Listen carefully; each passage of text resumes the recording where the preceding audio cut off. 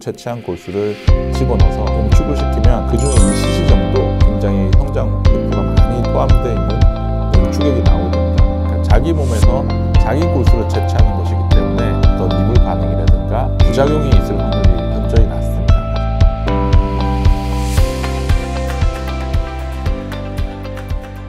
안녕하세요. 스탠유 서울병원 서상규입니다. 발목 연골 부상은 운동을 많이 하시는 분들한테 잘 생깁니다. 축구나 농구 같은 점프를 하거나 달리기를 하거나 그런 운동을 하면서 많이 생기게 됩니다. 발목 염좌에 대한 치료는 급성기 치료하고 만성기 치료로 나눠질 수 있고, 급성기 치료는 프라이스라고 하는 그런 치료를 이제 얘기할 수 있는데, P는 프로텍션이고요. 다친 부위를 보호하고 깁스를 한다든가 반깁스를 한다든가 보호대를 착용한다든가, R은 레스트 전에 휴식을 취하고 일단 발을 쓰지 않고, I는 아이싱 얼음찜질을 하는 거고, C는 컴프레션을 하는 것이고요. 이제 압박을 하는 겁니다. E는 엘리베이션. 엘리베이션은 다리를 거상하는 겁니다. 들어주는 거고요. 발목을 들어주는 이유는 심장보다 높은 데로 위치를 시켜서 우리가 부종이 심하게 생기지 않게 막아주는 그런 역할을 하는 것이고, 다친 직후에 부종이 생기지 않게 하기 위해서 이 프라이스 요법을 잘 시행을 해주면 붓기가 많이 붙지 않게 되고 통증도 오래 지속되지 않고 빨리 회복이 됩니다. 만성기 치료는 조금 차이가 있는데, 만성적인 불안정성이 생긴 분들은 이런 프라이스 치료보다는 발목 근력을 회복시키고 밸런스를 회복시키고 그런 발목의 훈련 운동을 통해서 저 발목을 튼튼하게 만드는, 건강한 발목을 만들 수 있는 그런 방법을 찾아보셔야 됩니다. 이런 프라이스를 시행을 할 때는 48시간 이내에 그런 조치를 취해주는 것이 굉장히 중요합니다. 환자분들이 많이 물어보시는 게 얼음찜질을 언제까지 해야 되나요? 많이 물어보시는데, 일주일 뒤에도 얼음찜질 하고 계신 분들도 계시고, 실제로 이 얼음찜질은 다친 직후가 제일 효과가 좋고요. 48시간이 넘어가면 얼음찜질의 효과는 많이 떨어지는 것부터 있기 때문에 초반에 얼음찜질을 확실하게 해주는 것이 가장 중요합니다.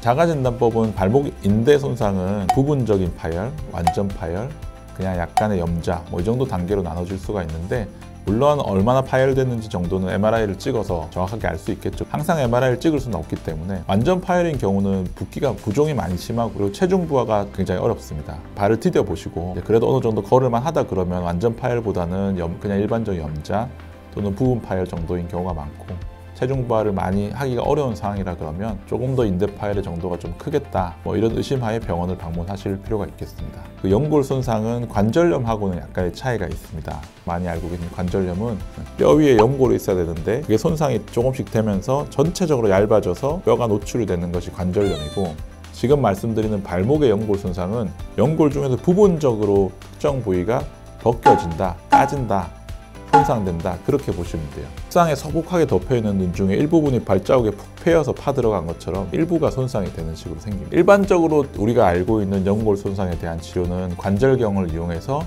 골수 자극술, 그 연골 손상된 부위 연골을 제거를 하고 그 부분을 송곳이나 드릴 같은 것으로 뚫어가지고 골수를 자라게 해서 새로운 연골을 만들어주는 그런 치료가 이제 일반적인 관절경화 골수 자극술이 되는 것이고요. 이 수술은 기존에 많이 해왔고 결과도 좋은 수술입니다. 그리고 환자분들이 만족도도 높고요. 단점이라고 하면 연골이 손상된 부위를 관절경으로 제거를 하고 골수 자극술을 했을 때 세로 연골이 이렇게 덮이게 되는데, 그 세로 덮이는 연골이 약간 좀 안 좋은 연골로 덮이게 돼요. 100점짜리 연골이 아니고 한 70점, 80점짜리 연골. 그걸 의학 용어로는 섬유화된 섬유 연골이라고 얘기합니다. 원래의 기존의 좋은 연골은 소자 연골이라고 얘기를 하는데, 골수 자극술을 하고 나서 새로 생긴 연골은 섬유 연골, 섬유화된 연골로 완전히 100%의 퀄리티를 보여주지 못하는 연골이기 때문에 이 부분을 어떻게 좀 더 좋게 만들 수 있을까? 기존의 골수 자극 수술을 하고 그 위에다가 비맥이라고 하는 치료를 덧붙여서 함으로 해서 소자 연골로 재생을 시켜주는 것을 목적으로 해서 비맥이라는 치료가 나와 있습니다. 비맥이라고 하는 것은 사실은 본메로 아스피레이션 컨센트레이트라고 해서 골수 추출 농축액 이런 식으로 번역을 할 수가 있는데, 우리가 골수 이식할 때처럼 채취를 하는데 보통 40cc에서 50cc 정도의 양을 채취를 해서, 그 골수는 굉장히 성장세포, 그러니까 연골로 새로 자랄 수 있는 그 부분을 농축을 시킵니다.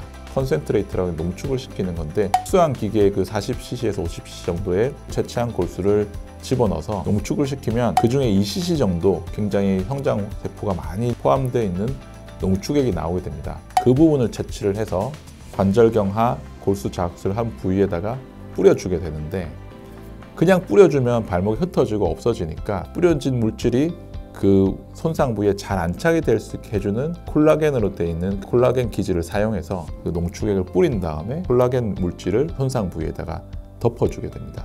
그래서 연골이 초자 연골이 잘 생성될 수 있도록 해주는 치료가 비맥 치료가 되겠습니다. 그리고 또 하나의 장점은 비맥이라는 것은 자가 골수를 채취하는 것이거든요. 그러니까 자기 몸에서 자기 골수를 채취하는 것이기 때문에 어떤 이물 반응이라든가 부작용이 있을 확률이 현저히 낮습니다. 그런 부분이 상당히 큰 장점이라고 할 수 있겠습니다.